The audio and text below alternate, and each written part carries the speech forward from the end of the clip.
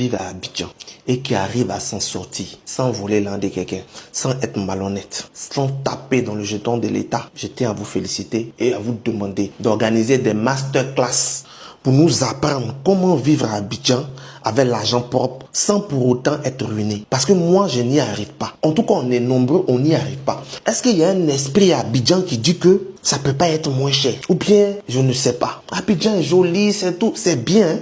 Mais la cherté de vie à Abidjan, je ne comprends pas, ça vient d'où? J'arrive pas à prendre. Il y a des loyers avec des vilains appartements, des vilaines finitions, des vilaines maisons qui coûtent très cher. Tu ne comprends pas pourquoi. Il n'y a même pas de commodité. Tu comprends pas. Tu demandes, il va te dire que si tu ne veux pas louer, il faut aller ailleurs. Tu es obligé parce que tu y travailles. On veut aller vivre à Boaké ou à Yamoussoukro, mais c'est arrivé là-bas aussi. J'étais en train de les contaminer. Mais tout est regroupé à Abidjan. On est obligé d'y être. On va faire comment? Transport, il faut laisser. Tu as tes 10 000, il faut savoir que c'est ton Yango aller. Retour là, il faut compléter. Sinon, tu vas rester où tu t'en vas. Tu veux manger même, tu ne peux plus trop manger. Parce qu'on te dit que le kilo de viande est arrivé à 4 000 francs. Avant, c'était 1 500, 1 300. C'est devenu quand 4 000. Et puis quand ça monte, comment ça descend plus. Mais les gens arrivent à s'en sortir. Comment vous faites? Donnez-nous le secret. Les services, tout est cher à Abidjan. Mais on va dans d'autres pays, on est étonné. C'est les choses qu'on paye 2 fois, 3 fois plus cher. Là-bas, c'est moins cher. Ou bien c'est quoi? On paye le prix des routes, des ponts, tout ça. Je ne comprends pas. Expliquez-moi comment vivre à Abidjan avec l'argent propre.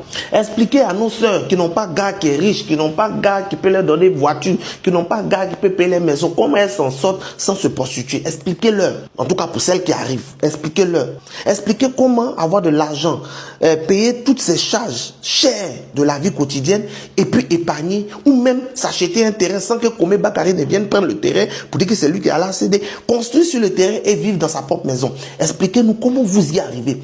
Parce que moi, j'y arrive pas. Je suis fatigué et j'ai même plus envie de rester à Abidjan pour vivre. Je cherche une ville, franchement, là où je peux aller m'installer et puis vraiment tranquillement, quoi. Parce que c'est insupportable. Comment la vie est chère à Abidjan? On comprend pas. C'est Monaco ou bien c'est quoi? C'est une ville VIP ou bien on est quoi? S'il vous plaît, nous on n'a pas pris la formule VIP. On est dans normal, on est dans éco. Laissez-nous en éco. Il y a des quartiers qui existent, quartiers des pauvres, quartiers des riches, quartiers des moyennes classes. Même quand on est dans les quartiers des pauvres, vous ne nous laissez pas. On n'a quel problème. Donc j'ai besoin de savoir. En tout cas pour ceux qui s'en sortent. En commentaire, expliquez-nous. Bonjour, bonjour. J'espère que vous allez bien. Je vais vous montrer les images que je vais vous montrer pendant que je parle là, c'est les images de la voie qui mène à Monogaga.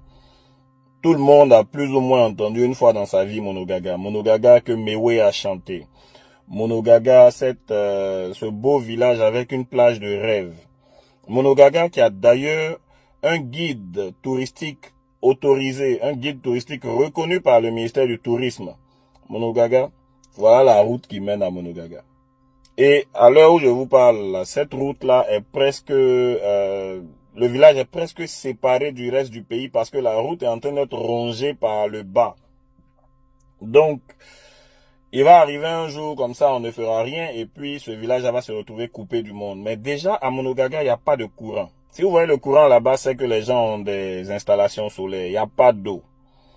Monogaga, même Monogaga que vous avez entendu Mewe chanter, ah Monogaga, il n'y a pas courant là-bas, il n'y a pas l'eau là-bas.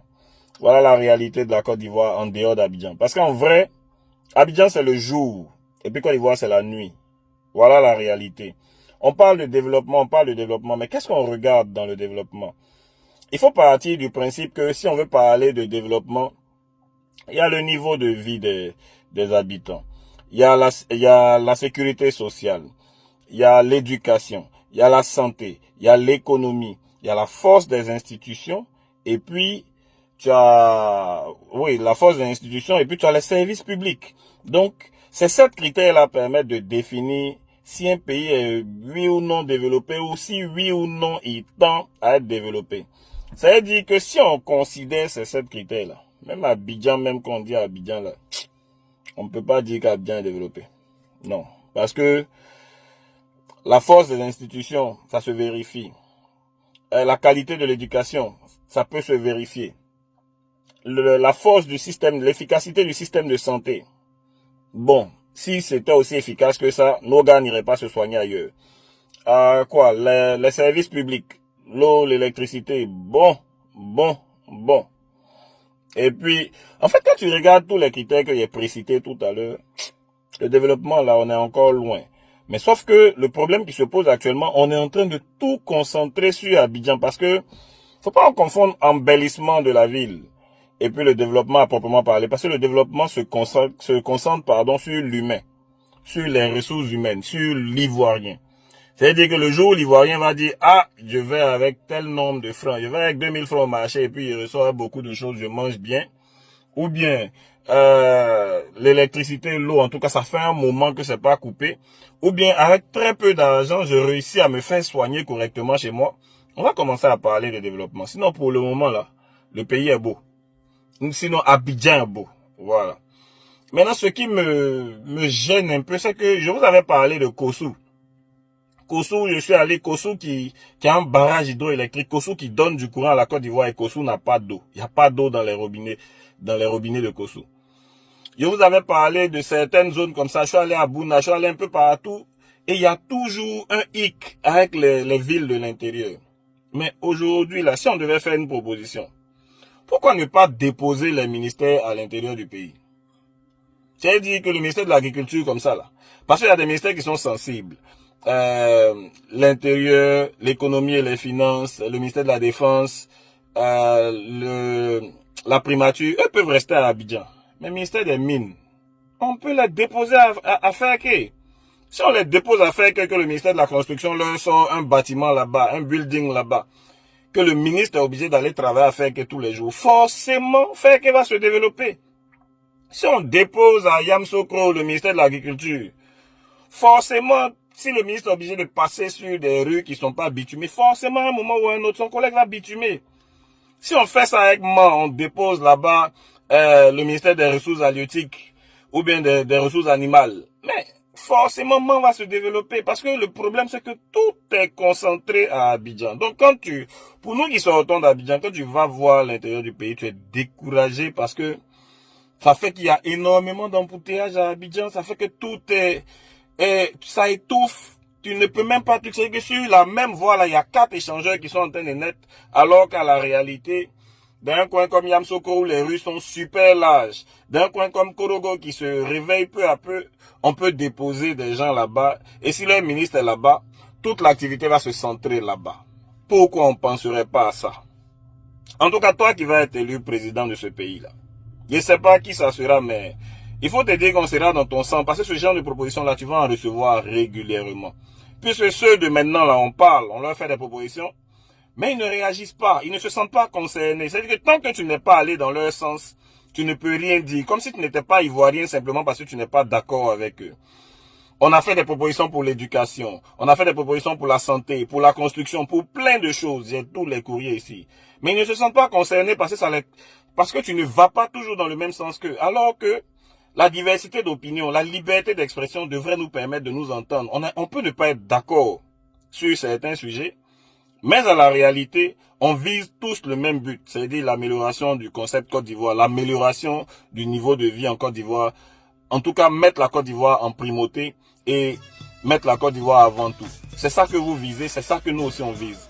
Donc même si on ne s'entend pas là, on travaille pour le même but, mais ils sont sourds. C'est dommage. Regardez les images de Monogaga et puis dites-vous que malgré tout ça là, bon, je vais m'arrêter là. Mais le pays là est vaste et puis vraiment la Côte d'Ivoire c'est Abidjan. C'est sur ça qu'on va rester. La Côte d'Ivoire c'est Abidjan. Salut la famille, j'espère que vous allez bien. Quant à moi, ça va. Vous avez été très nombreux à me taguer sur ces 2 publications. J'ai reçu beaucoup de notifications, beaucoup de personnes qui ont partagé avec moi ces vidéos avec l'intention que j'écoute le message de ces Ivoiriens qui parlent dans ces 2 vidéos. Déjà, ce que j'aimerais que vous sachiez, c'est que ces vidéos, je les avais déjà vues. Parce que ça ne date pas de si longtemps que ça. Dans ces vidéos, j'étais déjà tombé dessus. J'aimerais que vous sachiez que ce soit côté positif, que ce soit le côté négatif. Parce que tu ne peux pas chercher le côté positif d'un pays sans chercher à comprendre leur réalité, qui est le côté négatif. Et déjà, quand on dit côté négatif, il faut bien comprendre le contexte. Vous voyez? Ce que j'aimerais que vous compreniez, c'est que quand je parle de la Côte d'Ivoire ici, avant même d'entrer dans les détails, j'aimerais que vous sachiez que je maintiens l'idée que j'ai de ce peuple, que j'ai de ce pays. Je maintiens mes propos.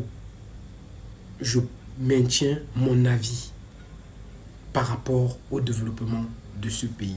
Pourquoi? Parce que vous savez, quand on est dans un système, parfois on ne peut pas voir les avantages de ce système. Parce qu'on a déjà vu tellement de choses au point où c'est devenu une habitude, si bien qu'on en veut plus, on en veut davantage.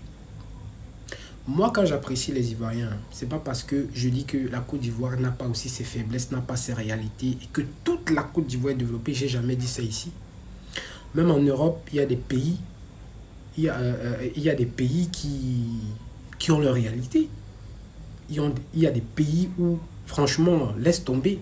Les gens qui vivent en campagne, c'est pas évident. Tu regardes ce pays, on te dit que ça c'est l'étranger, on te dit que ça c'est l'Europe, tu peux pas croire. Mais c'est comme ça partout. Combien de fois à plus forte raison les pays africains? Moi, quand j'apprécie le développement de la Côte d'Ivoire, c'est par rapport à un bon nombre de choses. C'est par rapport à beaucoup de paramètres. Déjà, ce que j'aimerais vous faire comprendre, c'est que quand je dis que la Côte d'Ivoire est développée, c'est parce que je fais une comparaison par rapport à quelque chose ou par rapport à un endroit. La Côte d'Ivoire est chère. Je veux dire, Abidjan est cher. Moi-même, j'ai fait l'expérience d'Abidjan. J'ai vu les réalités d'Abidjan. En ce qui concerne le logement, la nourriture, le vivrier, dans l'ensemble, Abidjan est cher. Mais Abidjan est cher parce que l'économie du pays est élevée. Vous voyez un peu ce que je veux dire? Économiquement parlant, là, en ce qui concerne la Côte d'Ivoire, c'est même pas un débat. L'économie de la Côte d'Ivoire est élevée. Maintenant, imaginez-vous donc être dans un pays où